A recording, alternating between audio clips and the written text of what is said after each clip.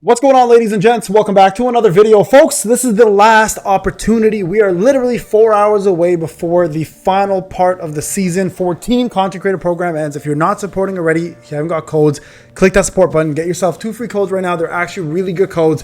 We'll be sending them out. I've sent out already just another 5 minutes ago to all brand new supporters, and also anyone who is not supporting.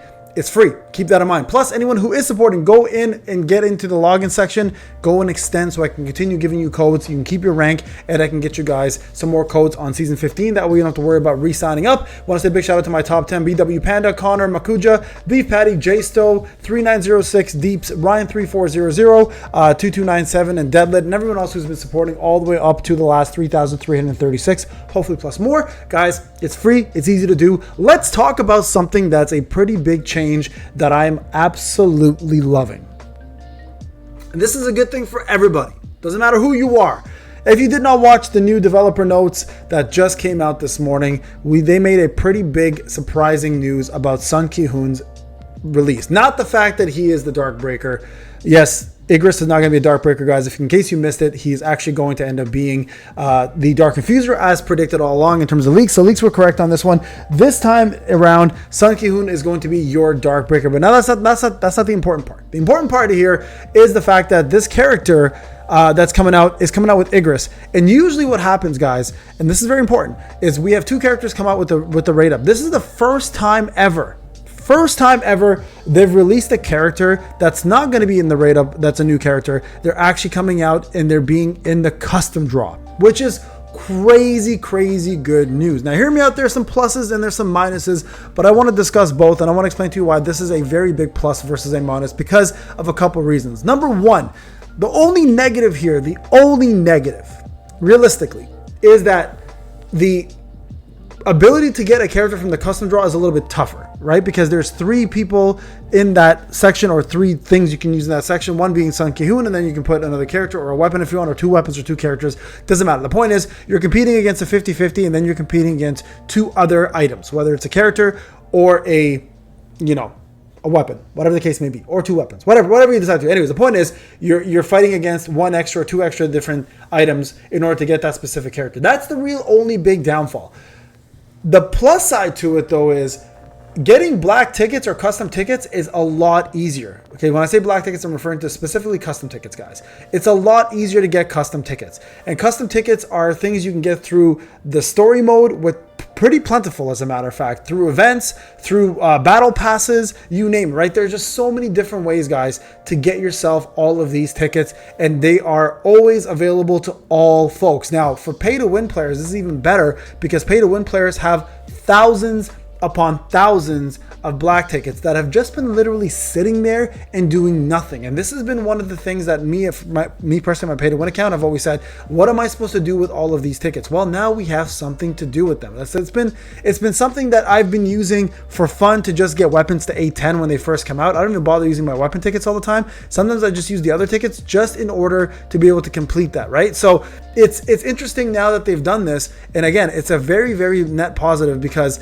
now instead of, again, having to spend money on getting white tickets only, we're now able to actually go ahead and get ourselves all of these units to A10 without having to buy an arm and a leg. Now, there is also another downside to this, but it's also a positive for us as players, right? The downside is, of course, the company will lose some money.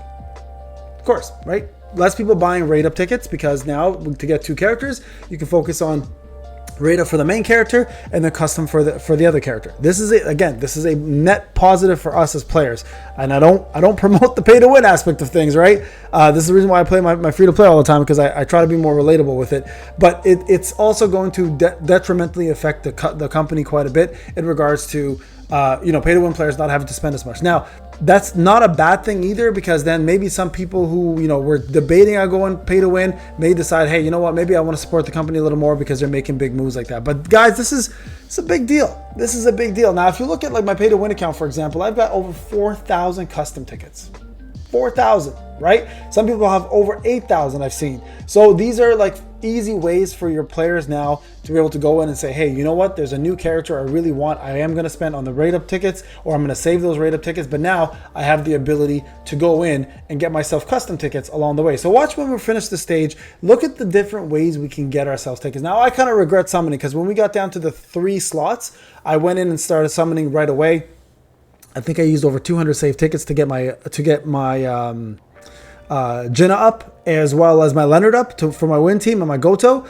Gina's also been on there. I just can't get Gina for some reason. I don't know what it is. But this is now an opportunity for you guys to start saving all of your black tickets and don't use it now. This is a big change. And if going forward, this is what they're going to do. They're going to introduce a character on the rate up ticket that is more popular, and then the less popular character on the custom tickets, and it's brand new. That's a good thing. That's a good thing. And as long as that character that's in the custom can still be a 50-50, loss in the limited tickets, then we're fine, right? They need to be able to add both in there. Like, they can't just take it away from the rate up completely. It needs to be viable and something you can actually grab during the 50-50 losses. So if Sun Ki-hoon is there and it's only a matter of like, hey, I can pull him from the custom, but he's also in the rate, then this is a win for everybody. So I think this is a massive move. I know some people currently were commenting saying it's a little bit tougher to get the characters from the rate up. You're absolutely correct. There's no doubt about that. But the good news is, again, it's just the accessibility for this character. And quite honestly, like, Sun Ki-hoon being a B rank hunter, isn't really a character people would want. If Igris covered both roles of breaker and infuser, people would be just fine for summoning him, and Sun Ki-hoon would just sit in the background doing nothing. But because he's a breaker, and that's something we've all been wanting for, and now this gives us the ability to use 3 different units, right? Now, another question people have been asking, well, Payne, now you got 2 different you got a breaker and an infuser. How is the team going to look? Well, the team is going to be as follows. You can either use Minnie if you did summon for her, and then use Sun Ki-hoon as your breaker, and then use Igris as your support / infuser, or you can use Sung Il-hwan, breaker, Sun Ki-hoon now, and then also Igris. So that's going to be your team. Now, this puts Isla in a weird position, right? In terms of content. Does Isla still have a role? Absolutely, she will have a role. I think she's going to be a big role for Guild Boss. Now, hear me out. I know a lot of people hate hearing that, but the point is, the reality of it is you're going to need to have Guild Boss as part of your rotation. Right, you're probably in a guild. You're probably gonna want to do guild boss content because it gives you a lot of good rewards, and not only that, but you're supporting your guild. So a lot of people consider end game content to be Guild Boss. A lot of people consider end game content to be POD, which I think they're going to end up removing anyways. So we'll see what happens there, man. These numbers are starting to look crazy. So just keep that in mind, guys. These are big reasons why you want to keep still building upon a team, right? Like, for example, I don't have Gina outside of A0. Just never had any luck with her, right? You can see my free to play, my free run's A0 as well. Like, I've got a lot of A1, A2, A3, A0 characters still that I haven't been able to work on, just because, hey, you know what? No opportunity, no resources. It's free to play. It's going to happen. But for anybody who is looking to wonder like what your team's going to look like with Dark, most likely that's going to be your team. Now, Isla will still play a role on a secondary Dark team. So if you have Minnie, for example, she'll be great with Minnie. You can still technically use Harper if you want as your other breaker, or you can use Charlotte. But Isla does not lose her viability. She's still really good. And honestly, with the testing, we might still end up finding that, hey, you know what? Isla may still be better than Igris, or Igris maybe is the be-all end-all for Dark, and we won't even need Sung Il-hwan, which I pray to God is not the case. So I really hope this doesn't put Sung Il-hwan in a weird place, but we'll do more testing on all of that, guys, to let you guys know what the best team is. Once he is out, he should be out very, very soon,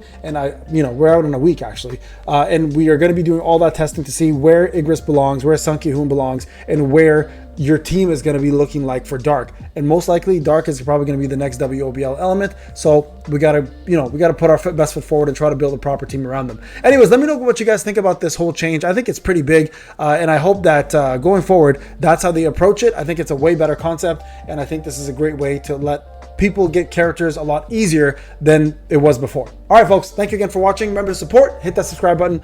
I'll see you guys in the next video. Take care.